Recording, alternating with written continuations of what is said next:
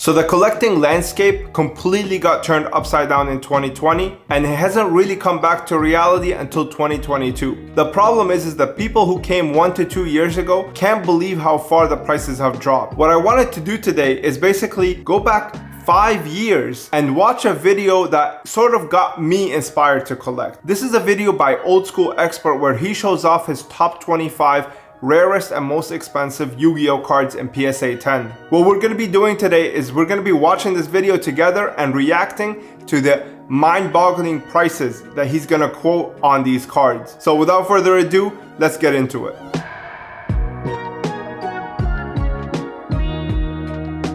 Alright, we're going to start right now. I hope you guys are in your seat. 3, 2, 1. What's up everyone, it's your Old School Expert, and today I'm finally doing my top 25 rarest and most expensive card update. I did this original video back in 2013 and it got a ton of views and I was really happy, but it's been a long time since I've done one, and this one is going to be the PSA graded edition because now I'm grading my rarest and most expensive cards. So these are all going to be in PSA cases, and we are starting off with number 25, Solemn Judgment. This guy's the OG. It's not really an expensive card, but it's actually pretty rare for how much Metal Raiders has been graded recently. The populations for PSA 10s are in like the 20s and 30s for most of the ultra rares. 20s and 30s, okay?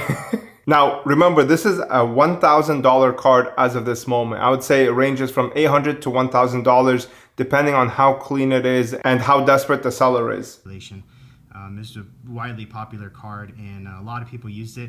Plus, I absolutely love the artwork. It is so cool. Agreed. And, anyway, so number 25, Solemn Judgment, comes in around between $200 and $250. $200 and $250. Oh my goodness. This is like literally 500% increase, guys. 500% for this card. So like even with the drop, we are still 400 to 500 above what it was in 2017. We have Summon Skull at number 24. And Summon Skull is one of the more iconic cards out of Metal Raiders, and it wasn't really used that much because there was already, when it came out, there's already a common printing in the Yu-Gi starter deck, so not too many people really bothered to get the ultra rare version, plus it was more expensive. So today it is still a classic card, everybody loves it, and this comes in at number 24, around $250. $250, okay? $250 for Summon Skull. Currently, at the moment, this card goes from $1,500 to $2,000, depending on how clean it is. That is crazy, okay? This is almost 10x, okay? It's almost 10x the price of what it was in 2017. And by the way, the Old School Expert doesn't really fluff his cards, okay? This guy's an actual OG collector. Like, this guy was in the game before people even cared about PSA cards. You understand? So he doesn't really misquote prices. I always thought that he was the most fair and honest seller that there was at the time. So number 23, we've got Time Wizard from the Metal Raiders set, another iconic Metal Raiders card, and goes perfectly with Joey here. There's actually a Time Wizard up here on the play mat. I really like this mat. Joey's probably my favorite character, so I jumped on the Now this one I have to disagree. Joey is definitely not that great of a character. Like I definitely like Kaiba and Yugi more, especially Yama Yugi. This guy is worth about $250. $250 for Time Wizard. $250. This is a $2,000 card today. Worst case scenario, $1,500. So next at number 22 is Thousand Eyes Restrict, Relinquished Big Brother. And this card actually has pretty low population. I think the 10s, there's only 7 of them in first edition. And this is one of them. So this typically, if it does sell, will sell for around $250. And that's number 22 on the list. So $250 for Thousand Eyes Restrict, but this card is actually quite hard to grade because PSV started introducing the waxing on the back and the massive off-centering. Like, a lot of the Thousand Eyes are gonna be 9 like automatically right out of the pack just because of the centering. So still $250. Now going to number 21, we have a very popular card. It's Dark DDS. From DDS. Let's see. And this was in my original video, and this was I think like $40 at the time, and now ungraded, they're in mint condition, they're probably about $80. $80? $80, bro. Near mint DDS Dark Magician right now is at least $600 to $700. At least. I sold a light played to moderately played copy for around $350 to $400. Not even like 2 months ago. Craziness. $80. Graded PSA 10 like this, there's a pretty good amount of them graded PSA 10. And they typically right now are selling for about $275. $275 for DDS Dark Magician. This is one of those that's definitely 10x. This is at least $2,000 for PSA 10, at least. Like, I have zero doubt about that because, I mean, I'll buy it at $2,000. So, I mean, that is really, really cheap. Cracking the top 20, we've got, it's actually 3 cards. It is the God cards from my original video. Also, most of these cards are from here. All right, so the God cards, before he starts, I want to give you guys some prefix. This is arguably the easiest to grade cards in the game, okay? Like, there's really nothing that comes close to these cards because not only is there a lot of them, there's a lot of them in mint condition. So these easily eclipse the 10 to 9 ratio. So there's actually way more 10s than there are 9s compared to like pretty much every other card in the Yu-Gi-Oh! TCG. There's always usually less 10s than there are 9s. With this case, it's almost double 10s than there are 9s. You're actually like kind of losing value as a PSA 9, which is kind of crazy. So let's see what he says about the price. Original video. Anyways, these guys, they're each worth about $300 in PSA 10 condition.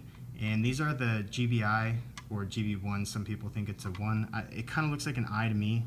So he said that they're around $300 each. So at peak, these cards were hitting almost $2,000 each. Now they've actually come back down to earth and they're about $500 to $700 each, like depending on each card. So you can definitely see like the prices have really, really capitulated. And I mean, raw is not even double the price that it was in 2017. So I'm not sure how to feel about that. So number 19, we got Dark Magician of Chaos. So for DMOC, what's interesting about this card is I remember it sat around the $300 to $400 for a very long time. And it didn't really move until 2020. Like BLS was already climbing before 2020. Chaos Emperor Dragon was the same as well. This one actually hovered at the lower end for Invasion of Chaos for a very long time. And I'm pretty sure it's because the population was a lot higher than the other two. But with this one, at peak, it was about $4,500, around $5,000. And now I'd say it's around like the $1,500 to $2,000 mark. So let's see what he says in terms of price. But anyways, Dark Magician of Chaos, it goes for about $300. $300, yeah. So it was around that at the time. Next, we have Guy the Fierce Knight at number 18. This is first edition LOB. And this in PSA 10, I think there's close to 20 of them. Wow, so the pop in 2017 was around 20 for this card, and today it's around 67.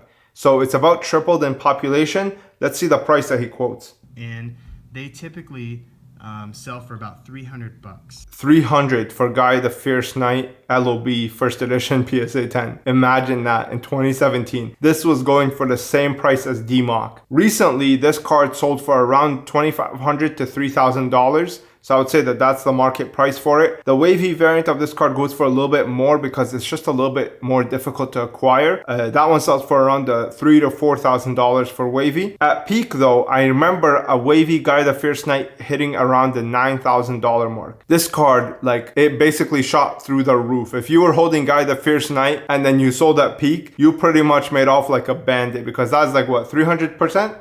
It's just madness. Got another LOB card, Trihorn Dragon.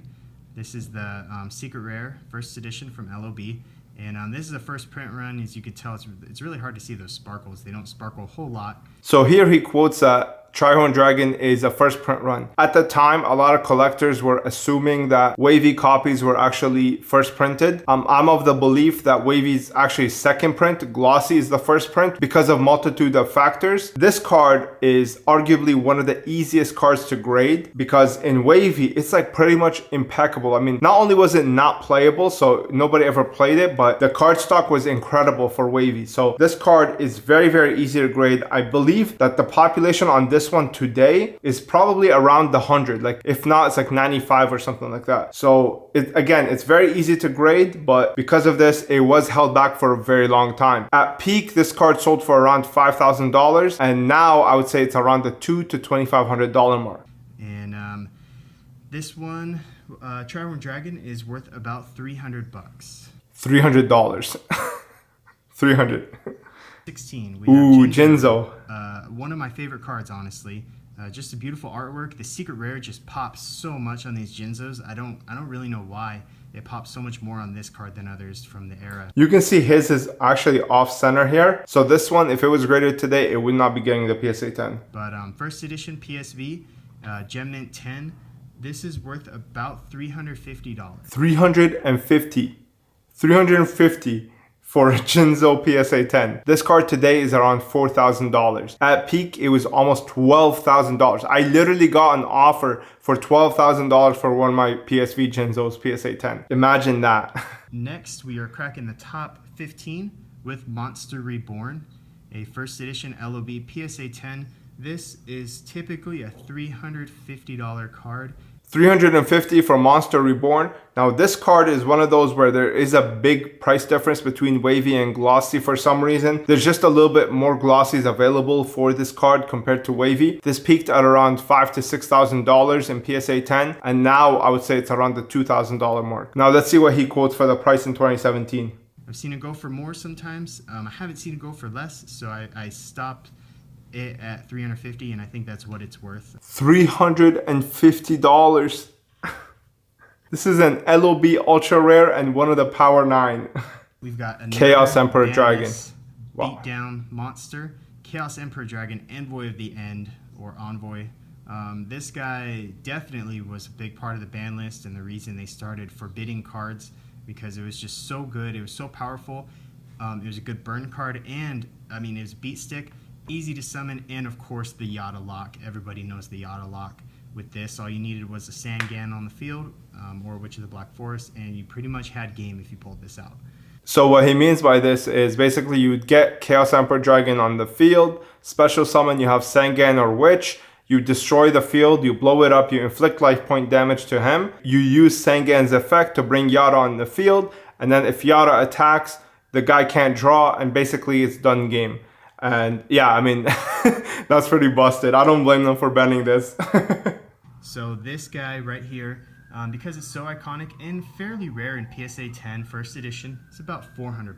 $400. So this is a card that 10x'd in peak. This was around $4,000 to $5,000. And now I would say it's pretty much around the same thing because it doesn't really pop up. This is one of those cards that's hard to grade because the card stock of IOC, for some reason, it just chips very easily. And if we look at the pop report, I 100% guarantee it's under 70s. So yeah, it's definitely one of those cards that was able to hold its value in the long term. At number 13, we have Gaia the Dragon Champion. So now the Gaia the Dragon Champion, this for the longest time was always the lowest population LOB card, okay? Again, this card has one of those issues where it's constantly off center. I'm not sure why that is. Like the Trihorn Dragon doesn't really have that same issue, but for some reason this one did. So in terms of pop report, in 2017, this was under pop 15. Now I would say it's around pop 40 to 50. I doubt it's more than pop 45. Yeah, this card is very, very hard to grade and is arguably one of the best looking cards in the game, in my opinion at least. And it's a glossy exclusive, right, for the most part. This card peaked at around $10,000 for PSA 10. Now I would say it's around the $5,000 mark. On a bad day, it's probably $4,000. This is a pretty rare card. You don't see these for sale very often. So yeah, even back then you can see that it was rare. So yeah, let's see what he quotes in terms of the price. I had two of these. One got a 10 and one got a 9. So I put the 9 in my complete set and kept the 10.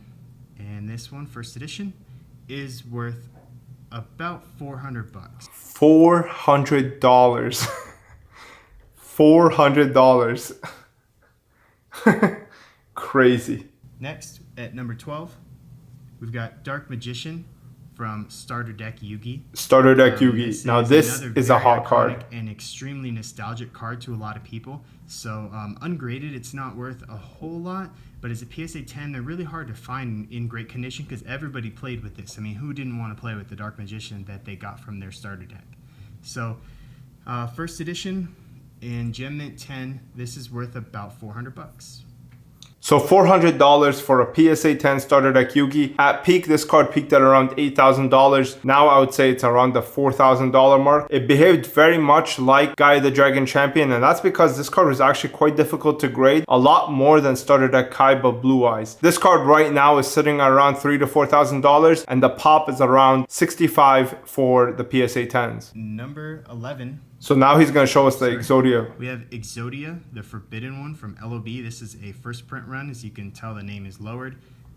So yeah, you can see again, he's referring to Wavy as first print. However, now it's kind of changed because we're trying to be just more authentic to the hobby and not just calling it what we think, you know what I mean? Instead of just calling it what it actually is. So this is...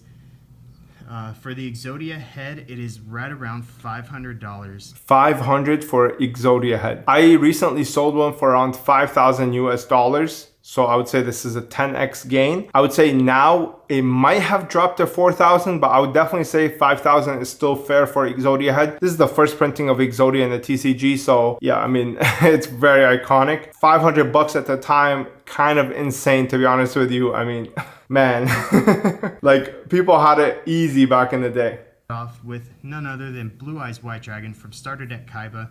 Such an iconic card, such a beautiful card. I mean, the artwork's great. The holo foil just pops right out at you. It's really cool. First edition. And Gem Mint 10.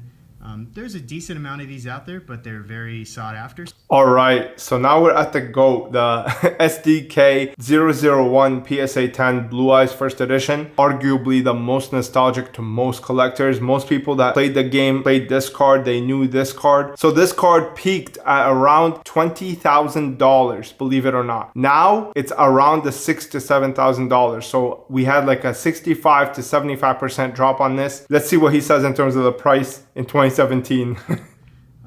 Right around $500.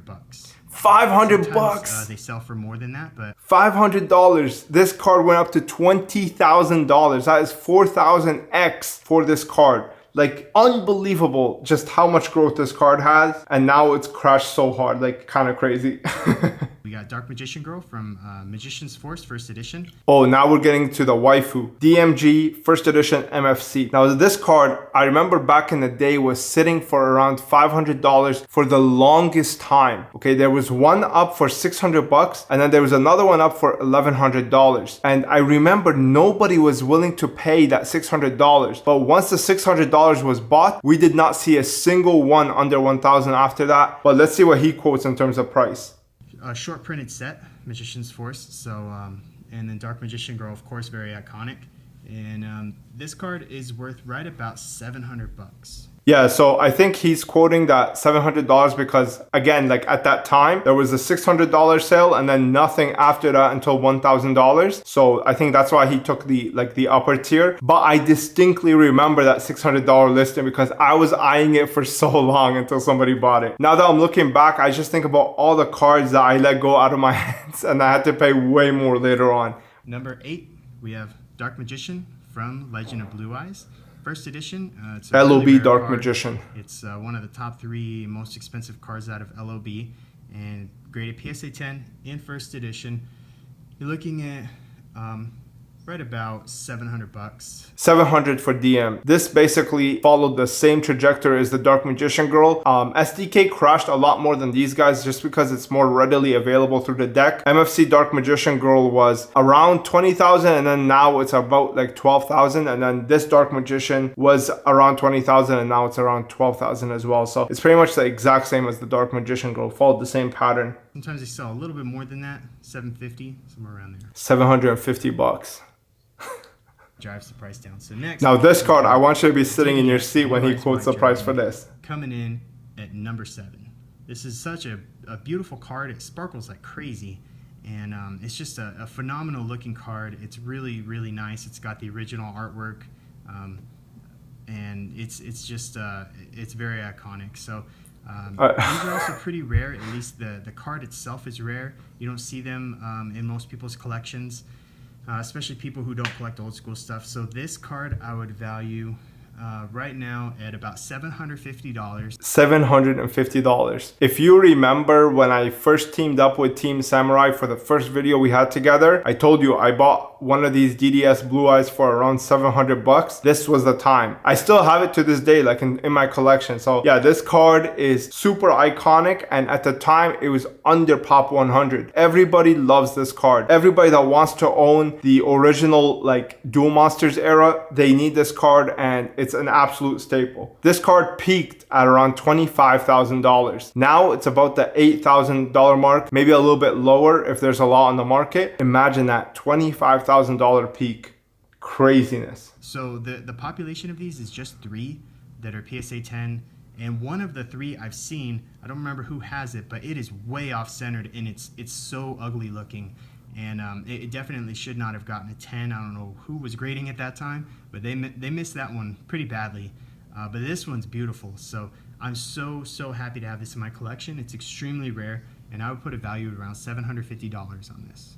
So for Needleworm, when he graded this, I think it was Pop 2 or Pop 3. There's only been about 2 or 3 more that were graded in the past 5 years. I know that one sold in 2021 for around $25,000. Do I think that the person can get 25 grand for this? I really don't think so. I don't think people have the same faith that they did in cards that they did in 2021, but I still think that this is one of those cards that can still get you $8,000 to $9,000 easy today. This card is impossible to grade. That's probably why like he has it so high up on his list, even though at the time nobody really collected TP. It's just because this card is impossible to get. So moving on, we're going to finally crack the top 5. And again, it's some of these cards are really hard to price because they just don't come up for sale because they're just, you know, pretty rare. So we got at number 5, Mechanical Chaser from TP1. This card I actually purchased really cheap. I think the seller didn't realize how rare this actually is. The population, I believe, is 6 of these in PSA 10. Again, centering issues are a big problem with this card. Of the 4 I have, 2 of them are way off centered, and the one that is centered is a little bit scratched, like a mild play around the back. So this is really my only gem mint condition one. And again, there's only I think 6 of these out there. Such an iconic card. A lot of people remember this from the very early days of Yu-Gi-Oh! And this I would put a value of around $800 to the right person. Mech Chaser had this like meteoric rise, and then a bunch of TP1 boxes came on the market and the price of this card completely crashed. I would say this is definitely not as expensive as Needleworm. This card I would say right now is around the $4,000 mark in PSA 10. I can't imagine it going for more because it's so easy to grade. This is Meta Raider stock. At peak though, it did go for around like the $8,000 to $10,000 mark. It's a nice card. I just don't think it's actually more expensive than the Needleworm. The Needleworm is really special. Number 4, we've got Blue Eyes from LOB. Wow, he has LOB Blue Eyes as number 4. What's going on with number 3? I haven't really seen this, by the way. Like, I haven't seen this in over like 4 or 5 years. So this is kind of craziness to me. He has it as number 4. First edition, and of course American English. And the population of these has really gone up. I want to say it's around 30. 30. More. Wow. So this population right now is around 95. So it's definitely tripled since then. That's quite a big growth in terms of population and supply. But still, this is the most iconic card in the game, and it's pretty much the hardest Blue Eyes to get in the TCG. But it's also super nostalgic and iconic, and it's the only other Blue Eyes that's just as old as the starter deck one. So it's really sought after, and it's really hard to find in PSA 10 condition. The other one I have is right here, and this one is the second print run. This is the first print run. You can see the difference. Again, he has the first print, second print thing going on. But you can see with this card, actually glossy looks a lot better on the Blue Eyes. So this is something kind of like weird, but if you look at the Blue Eyes like in glossy, you'll know what I'm talking about. It is absolutely beautiful. Like, it is gorgeous. So yeah. So I prefer first print run. That's my favorite. It's a lot more rare too. You almost never see first print run stuff graded PSA 10 from LOB. It's harder to do.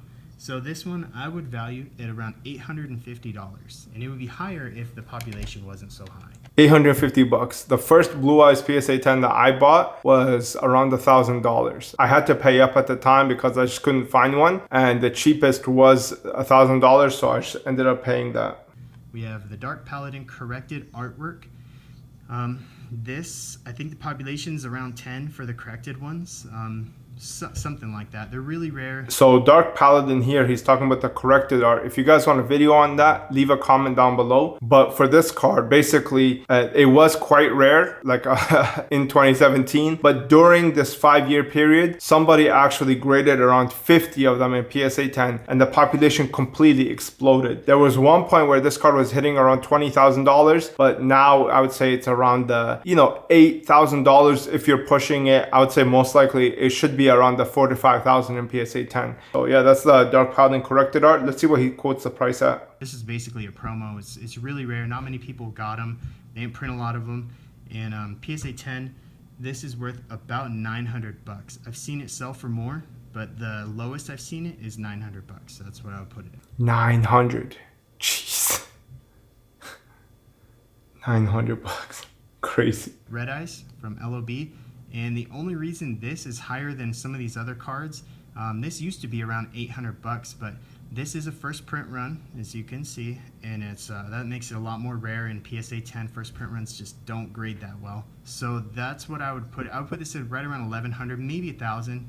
Yeah, you can see like at the time people really valued wavy, but for Red Eyes it's actually a special case because, like I said, cards with darker backgrounds, they look much better in wavy, and then cards with lighter backgrounds look much better in glossy because the shine really pops on like the lighter backgrounds. Because of that, with this card, there is a huge premium on wavy. At peak, wavy was around 25,000, 30,000, believe it or not. Now, I would say it still has a pretty strong premium at around $15,000 to $16,000 for a wavy copy, even though I don't really know too many people who are willing to pay that in this economy.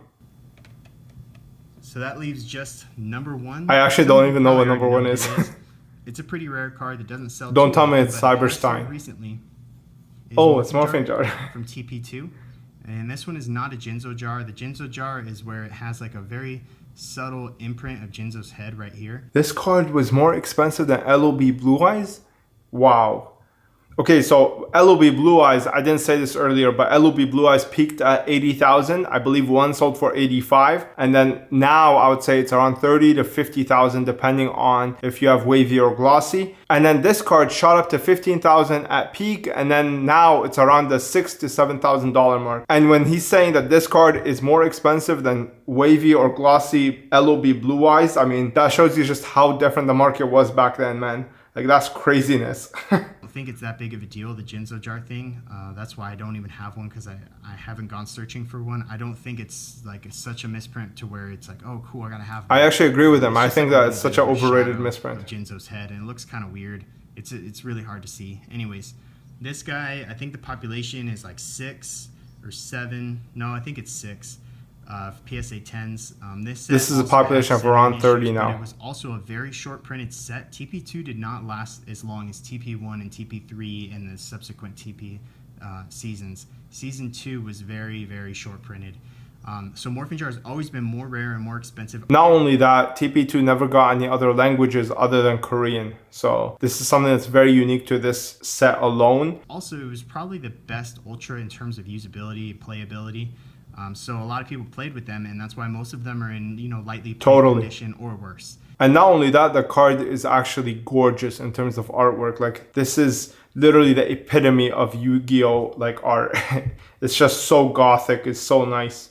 You rarely find one that's gem-knit, and then if you do, it's often off-centered, and if it's not, then you get something like this. It's just really rare. I was lucky enough, excuse me, I was lucky enough to purchase this for $150 with the entire TP2 set back in like 2015, I think. $150 for the entire TP. I'm pretty sure like 2 rares from TP2 equal $150 now. Like 2 rares, not even including the holos. Jeez. $150. And that's actually graded PSA 10, which was surprising. I mean, not really, but I wouldn't say surprising. It was more shocking. I just didn't really expect it. I thought for some reason they'd find something wrong with it. and I got a 10 and I was just stoked. So the value I would put based off recent sales, drum roll, is around $1,300. $1,300, okay? This guy, I'm telling you, was the OG collector. Like, if it existed other than prize cards, he had it, okay? If it was nostalgic, he had it. So the most expensive card in 2017 was $1,300, all right? The most expensive card right now is around $30,000 to $50,000, which is the LOB Blue Eyes, excluding prize cards. I mean, the market is completely different, even after the massive amount of drop that it had in the past year. This is a great video. I highly recommend you guys go check it out. I mean, you guys watched it with me, but I highly recommend you turn on full screen and check out all his videos, because this guy is the one that got so many people back in the game. He got me in the game. I mean, I have nothing but good things to say about Ian / old school expert, because honestly, like, it's a shame that he's gone out of the hobby now, because I'm pretty sure like the prices made him quit. You can tell he's one of those like very mellow guys. He doesn't really like the spotlight too much, and when the hobby got mainstream, he kind of stepped out. He still has a lot of his collection, but I'm pretty sure he sold most of his PSA stuff, and I would too, to be honest, because screw slabs. But yeah. I hope you guys enjoyed that. If you guys want to support the channel, you guys can hit the like button, subscribe. I also have a Patreon, and you can use the links in the description below to shop. I actually just released my Gardener binders, so you guys can pick them up from the links in the description. Let me know your thoughts on them. If you guys write a review, let me know, tag me. I would love to see your thoughts on the binders, because I put in so much work into them. Let me know your thoughts about these prices in the comments down below. Do you think that these prices are gonna come back one day, or are those gone in the history book? Other than that, I hope you guys enjoyed, and I hope you learned something. I'll see you in the next one. Peace.